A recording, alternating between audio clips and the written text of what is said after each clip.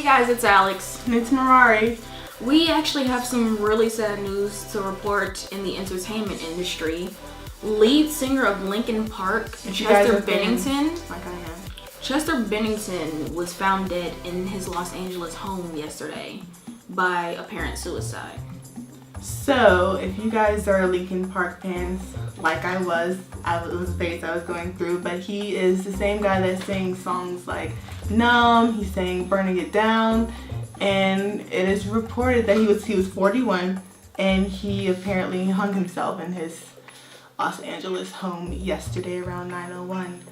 And what's really, what I think which is really kind of what's more sad is that the way he sings this song is like, it's kind of, his audience kind of goes towards people who are, I don't want to say depressed, but are kind of like dealing with things. His songs are kind of made for people who also have like, you know, more issues in their life. It relates to those type of people. For him to do this is kind of like, it hits hard at home for, I guess, a fan like me and I guess other fans out there, or if you're a fan yourself. It's tragic, honestly. You know, he's the lead singer. Everybody knows, I don't want to say everyone knows him more than other band members, but you know, his name's out there. And what's even more interesting is that the same date yesterday would have been his friend Chris' birthday. So we're not sure, we haven't heard anything if there's anything tied into that, or you know, maybe it was for a certain reason that he may have done it. But and if you guys really don't remember, his friend Chris Cornell was actually the Soundgarden frontman, and he hung himself back in May, and Chester ended up performing at his funeral. Yesterday was his birthday. So maybe it's a coincidence, I'm not sure. And in both ways, I hope it's not, because either way, it's really tragic that would have happened. I think it's tragic for any lead band singer for, you know, that to happen to, because, you know, you have fans out there who are up there looking up to your music, and, you know, they're waiting for your next album to come out, not just because it's, you know, their favorite song, but it's something they can relate to. And not even just when it comes to, like, band members or anybody in the entertainment industry. When it just comes to anyone. Like, this is one of the most serious things that someone could ever talk about. Mm-hmm. And another thing is that, you know, he's had a lot of hit songs. So, you know, whether you're into punk rock or not, you've definitely heard one of his songs before. I think Burning It Down was, his last song that I remember that blew up really good. I don't know, I'm not gonna sing for y'all, but if you know the song by, you know, Heart or anything, you know, it's sad, honestly.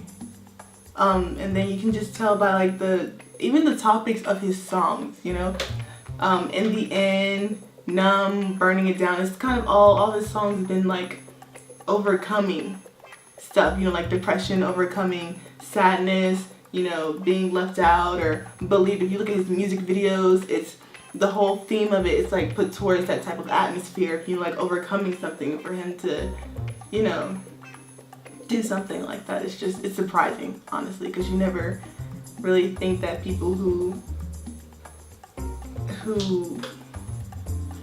put so much effort and time into, you know, trying to create a positive atmosphere for his fans to, you know, do something like this. And I understand that he could have been dealing with something internally, because that always happens, you know. A lot of singers, they don't put all of their life stories out there because they want to keep a positive vibe towards their fans, you know. They care more about their fans than they do about themselves. So there may have been some stuff that he was dealing with, maybe related to his friend Chris, maybe not. Then again, you know, it was on his birthday. I'm not sure if it had anything to do with it. But other than that, his band did release a new song after he was found in his apartment.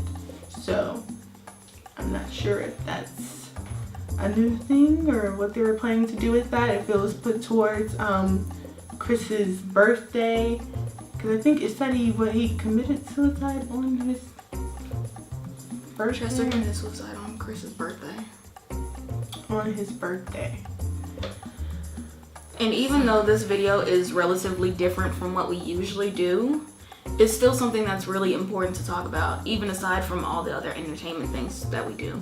So at the end of this video, if you guys know anyone who's struggling with depression, or who's ever contemplated or is even considering suicide, or even if you're considering suicide, go down to the description box and we'll leave some websites, we'll leave some phone numbers if you need to call and talk to somebody. Suicide is a very serious topic, guys. You know, it's nothing to play around with. We see a lot of our, which I think is just really, I don't want to say, it's just, it happens too often where you see the most happiest people, you know, just out of the blue do stuff like this. Like, again, Robin Williams, you know, he was like, to me, I think he was the happiest person. Like, you never saw him on a bad day. But then again, not a lot of people knew that he struggled with depression. And then, you know, it was kind of a tragedy when he committed suicide as well. So it hits fans harder, I think, when you see people that you look up to, you find out that they're dealing with something. And even in today's society, when it comes to suicide is so common, but that's not how it should be. We should be able to go to each other and look for help. Yeah, I don't think a lot of people talk about it enough, or they don't put it out there enough. It's kind of hushed, and it shouldn't be. So if you guys need help, or if you guys know anyone who needs help, like I said earlier, go to our description box and leave some websites and some phone numbers. Don't remember to like and subscribe, and we'll see you in the next video.